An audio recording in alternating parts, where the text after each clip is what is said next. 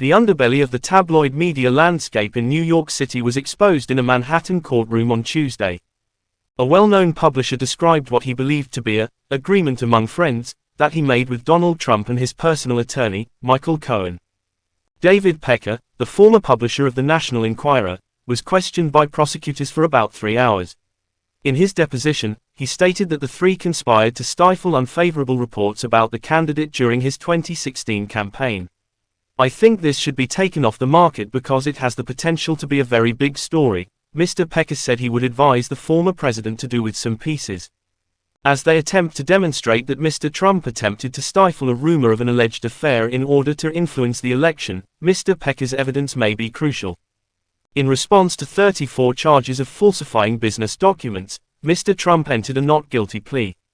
Before he was elected president in 2016, prosecutors claim he attempted to conceal a $130,000 (£104,500) payment to porn star Stormy Daniels. Mr. Pecker, the first witness in the trial, continued his testimony from Monday by stating that he first met Mr. Trump in the late 1980s and that they later became close friends.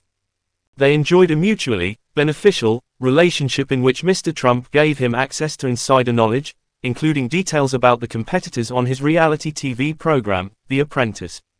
According to Mr. Pecker, this increased the show's and the National Enquirer's viewership. Pecker stated that he met with both Trump and Cohen in August 2015, not long after the latter announced his intention to run for president. There, Mr. Pecker claimed to have agreed to stifle critical pieces about the outgoing president and encourage good narratives about him, a strategy he maintained ought to be maintained, as quiet as possible. As per Mr. Pecker, the tabloid publisher also consented to alert Mr. Trump to rumors about his extramarital encounters because the president was an eligible bachelor who dated the most beautiful women. Mr. Pecker outlined the two tales that the three individuals attempted to fabricate. One came from Dino Sajudin, a former doorman at Trump Tower, who, according to Mr. Pecker, attempted to sell an article in 2015 regarding an unverified rumor that Mr. Trump had once fathered an unmarried kid. Mr. Pecker claimed that after looking into it, he discovered that the assertion was 1000% untrue. However, Mr. Pecker stated that it would have been very embarrassing for the campaign if the tale had leaked, so he and Cohen decided to give Mr. Sajudin $30,000 for everlasting rights to the narrative. Prosecutors also dug into a hush money deal given to Playboy model Karen McDougal, right before the day's finish in court. She asserts that she and Mr. Trump had a protracted relationship. He disputes this. While Mr. Trump was unsure, Mr. Pecker claimed to have counseled the former president to believe Ms. McDougal's allegation. "Whenever you do something like this, it always ends up getting out," Mr. Pecker said Mr. Trump had said to him. The article was eventually bought by his company for $15,000.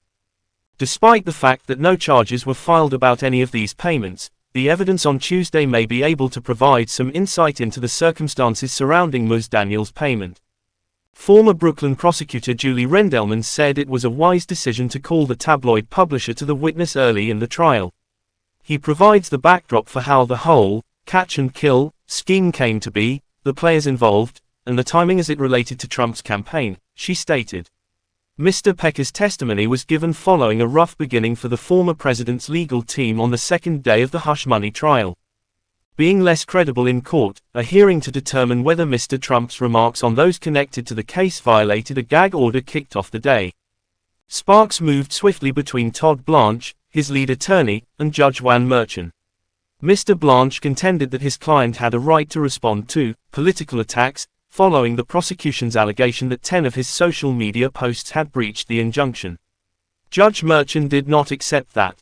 Mr. Blanche was informed, "You're losing all credibility with the court," after he made an attempt to rush his point.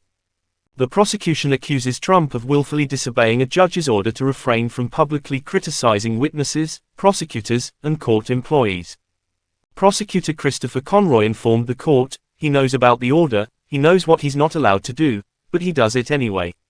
Mr. Trump faces a $10,000 fine and a notice that any more infractions of the order could result in his detention.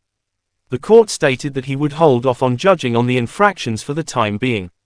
However, Nima Rahmani, a former federal prosecutor, stated that the judge's criticism was concerning for Mr. Trump's associates. "They can't control their client, but when the judge tells a lawyer they're losing all their credibility, that's bad, Mr. Rahmani stated. Following the hearing, Mr. Trump criticized Judge Merchan on his social media platform, Truth Social, and asserted that he was being unjustly prevented from defending himself against attacks.